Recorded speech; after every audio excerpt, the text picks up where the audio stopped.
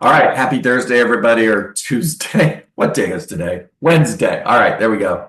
Third time's a charm, Michael Weisman. Happy Wednesday, everybody. Welcome to Survive to Thrive. Today is script and role play day. We are going to stay right here. And I want you to raise your hand if you want to get on in the spotlight and role play with me. I'm going to start hitting you with objections. So get ready because Joanne's up first. And if I don't have more hands up, I'm going to start giving you objections and see who can give me the best answer to the most common objections you're hearing. Joanne, let's go. All right, you're giving me an objection? If you had something teed up you wanted to role play with me, we can go with that. Or I can give you objections. I didn't have something specific. Okay, no worries. So it can be I'm a seller and oh no, I don't have a specific, sorry. I've got plenty of them for you. Okay. All right, so I'm an expired listing and I'm going to take a break. Okay, I understand, John. What does a break look like for you? Good question, Joanne. I don't know, maybe a month, maybe 2 months. Why don't you give me a call back in a month? Okay. And John, in the next month, how soon was it that you needed to get to Tampa? Let's see. Yeah, towards the end of the year, but I don't have to do it. I want to. And if you are still in this home this time next year, how would you feel about that? Good question. Not good. Okay, so moving to Tampa is important to you. Yep.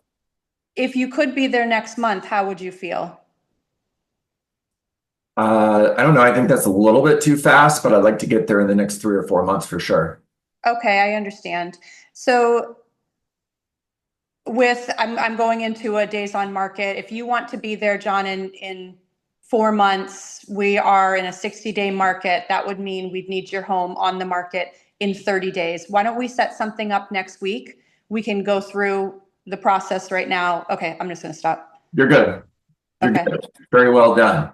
All right, Karen Rawlings, let's go. What am I doing? Well, I'll give you an objection. Close. You're on a listing appointment. Close. So, John, if you like everything you've heard today, we've talked about the price, we've talked about the moving dates, we've talked about my marketing. If you like everything you've heard today, we can just get things started. The paperwork takes maybe 10 minutes to fill out. Does that sound good to you? You know, I like everything you said. I think you're amazing. I'm just not sure I'm ready yet. Okay, what's holding you back? I just need some time to think about it. Okay, what would you like to think about? I don't know. Okay, well, you sounded like you want to go to Tampa. You're happy with the price. You like the price, right? Yeah.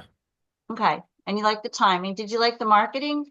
Yeah, I mean, you're great. I just, don't like to make decisions on the spot. Maybe call me back in a couple days. Okay, well, what we could do is we could fill out the paperwork. There is a clause in our listing agreement that's pre-printed that says you can cancel the listing anytime. So you're never like stuck with me forever, but we could get the paperwork started. That way I can start my process because some of my marketing is printed. So it has to go over to the newspaper people and the newsletter people. The social media stuff we can do really fast. Right. Then I can get your photos started and everything. Yeah, you got it. Let's go. Okay, good.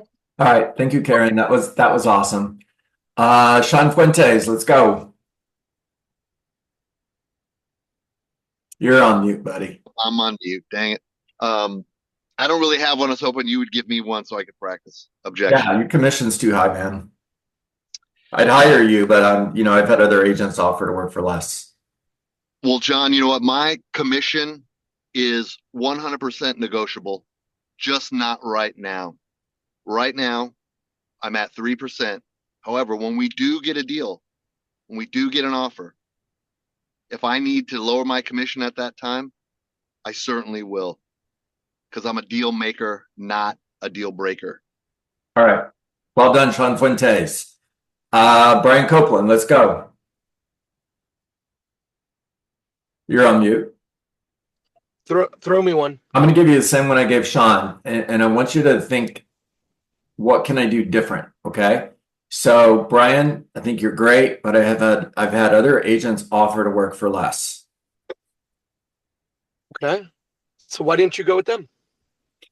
Brian always jumps in here and just drops these very direct bombs. Brian, is that a script you're using? Sure, depending on the person. Okay, so you're using that. All right, just making sure. I'm just curious.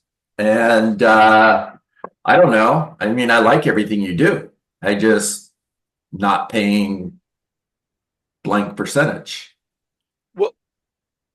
What would that extra little difference do for you? Well, I net more money, right? Right, but what would you do with that extra $3,000 if you had to sell your home for $10,000 less? I don't know. What do you mean? Well, see, my fee sometimes relates to the price you get, and what you pay out to the other side relates to the price you get. And so people value their time and money and effort. And if you were to pay me a lot less, somebody's paying me full price, I may have to jump to their house first. So I want to give you the full attention, which means I need my full value so we can net you the highest amount of money. Right. How does that sound? I think it sounds great. So here's what I love about these role plays that we're doing, guys, and having rock stars on here like we do, all of you, and because we're getting so many different responses. That's a response that I've never used, therefore I've never taught it to you guys. And if you didn't write it down, watch the recording and write it down. I think you can definitely use that. There's a few things I would do different, and I really like it, Brian. The other one that I was gonna go with was, John, what would a commission look like for you? That's good. Okay, so that's a good question, right? So let me, Mindy, jump in here and tell me if you're going to address the same objection. If not, let me give you my some notes on this, guys, and we'll move on to the next objection. Yeah, I'll work on whatever objection you want to throw at me. I mean, you could say, would you agree, John, that not all realtors are created equally?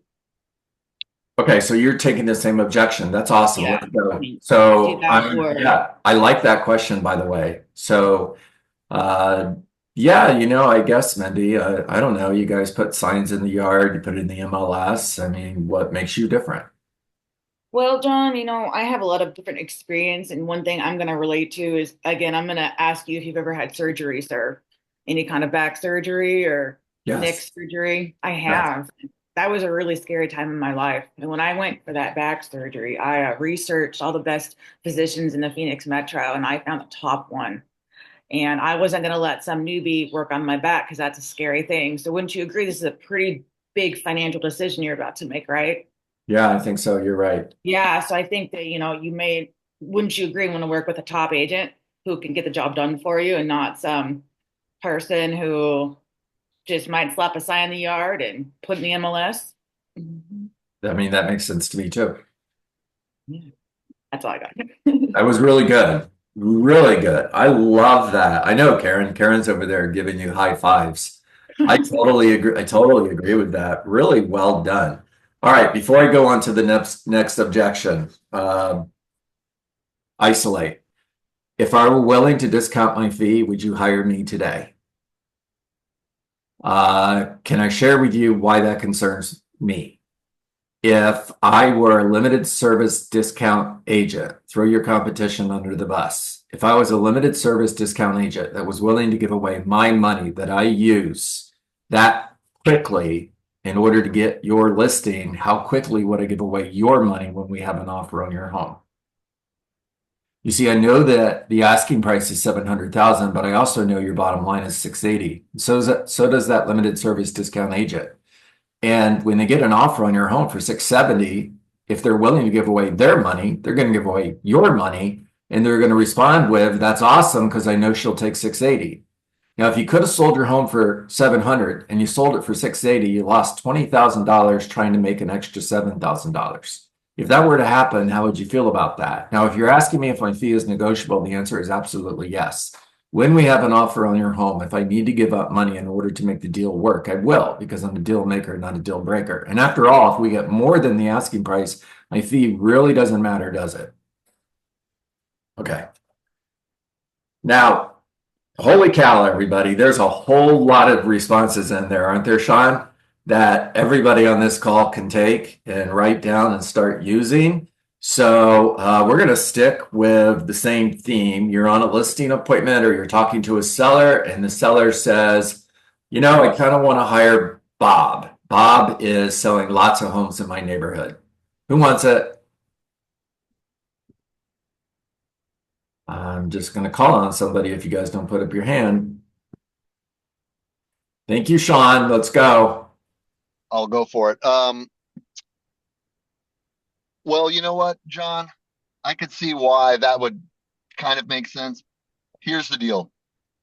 If you go with somebody that has a lot of listings and they have one that's, say, 70 days on the market and yours just came on the market, this agent's likely going to be more driven to close that other home than your home. With me, I'm going to hustle and get it sold quickly. So how would that make you feel if you hired this other agent, and they were showing the home that was on the market for 70 days instead of yours? How would that make you feel? All right.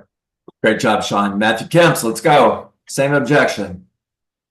John, when you're looking at the other options that are other listings that are in the neighborhood and you see that Bob has those listings, would it be fair to say that Bob is more motivated to sell those listings than he would be yours at this current time? I don't know, maybe. How's that, or why is that?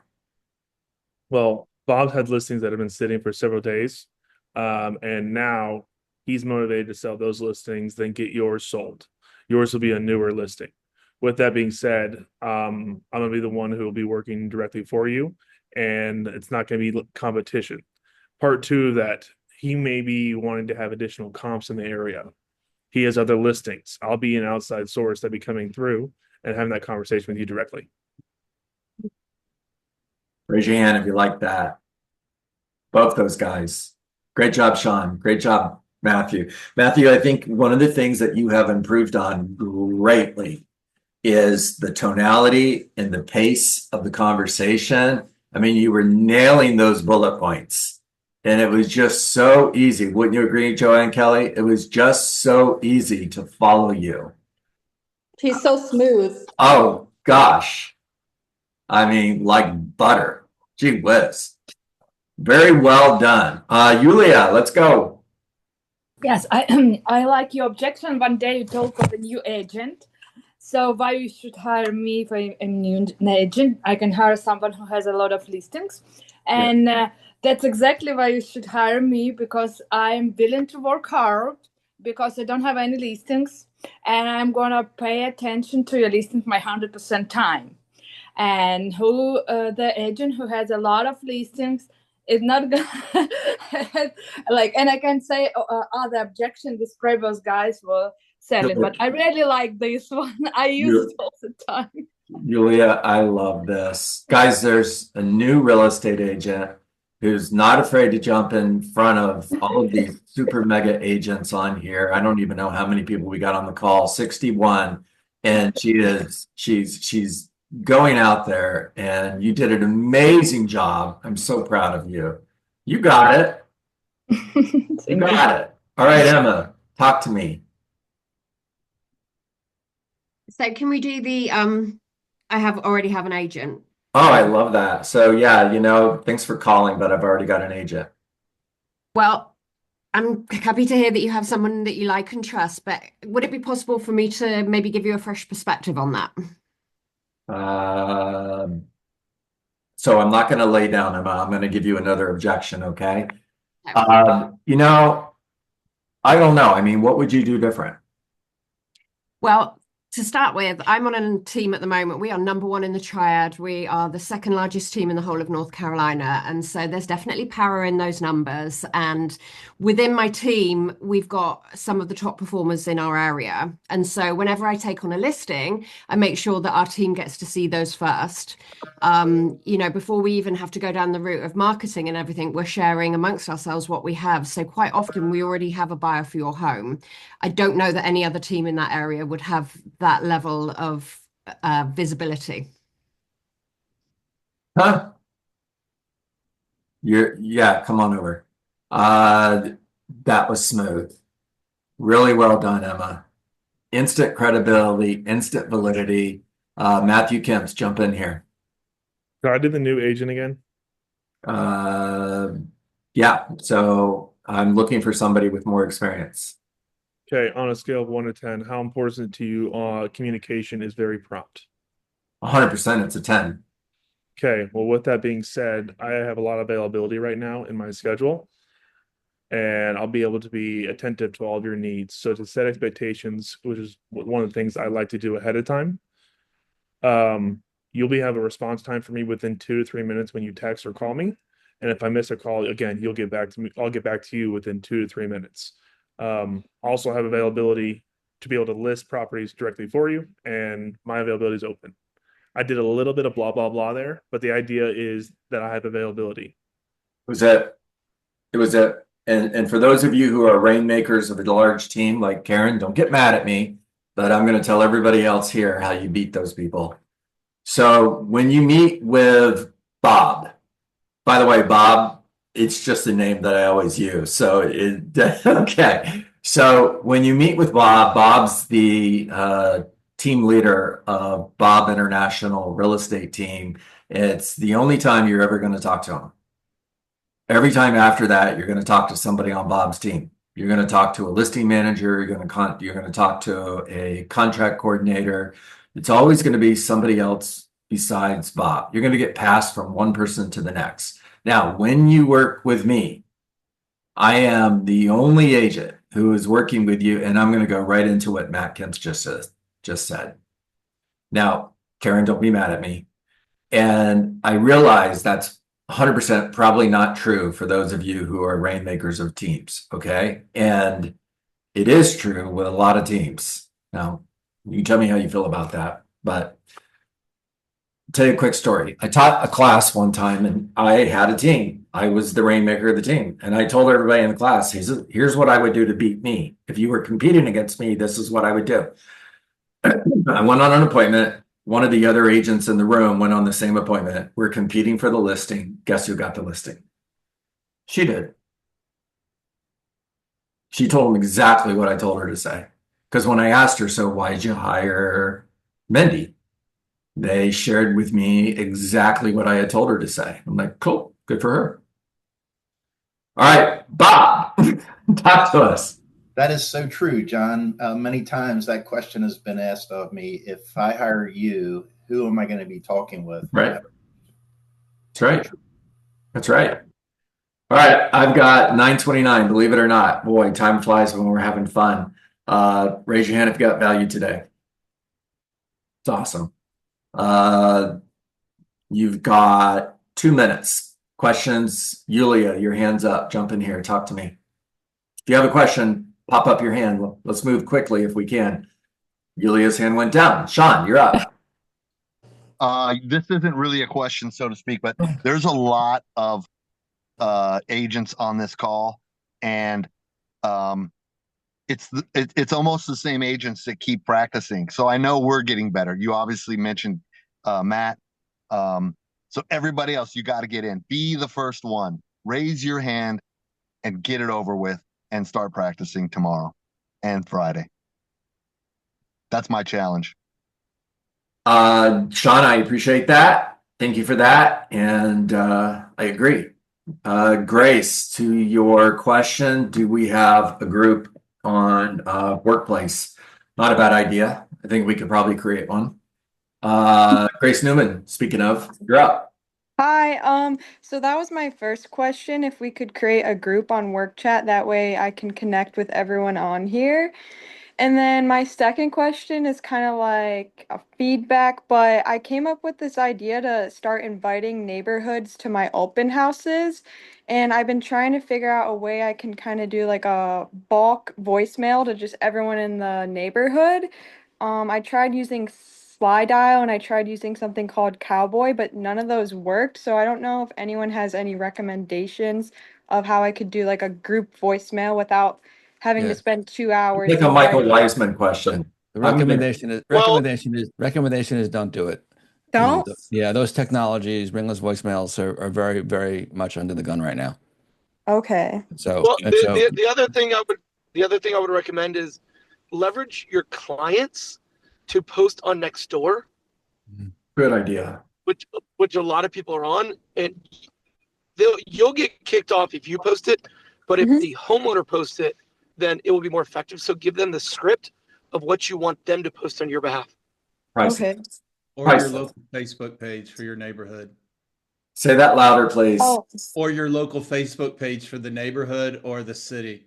I like that one. Okay. Yeah. But once again, I wouldn't do it yourself. I would have your neighbor post it, because these neighborhoods hate realtors spamming their groups.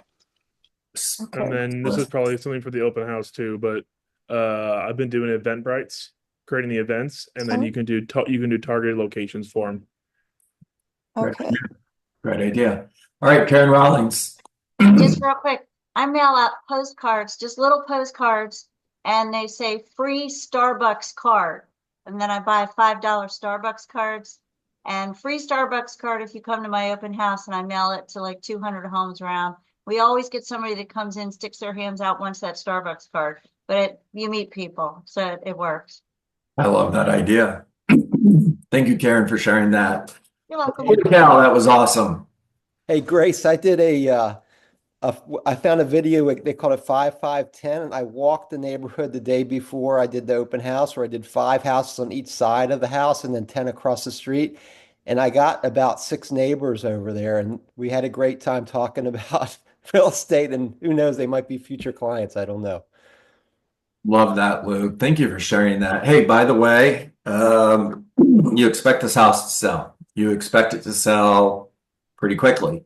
There's going to be additional buyers who want to move into that neighborhood. So the conversation for everybody who lives in the neighborhood is there are going to be buyers who are looking for homes just like yours. Just out of curiosity, who do you know that's thinking of selling in the next 6 months?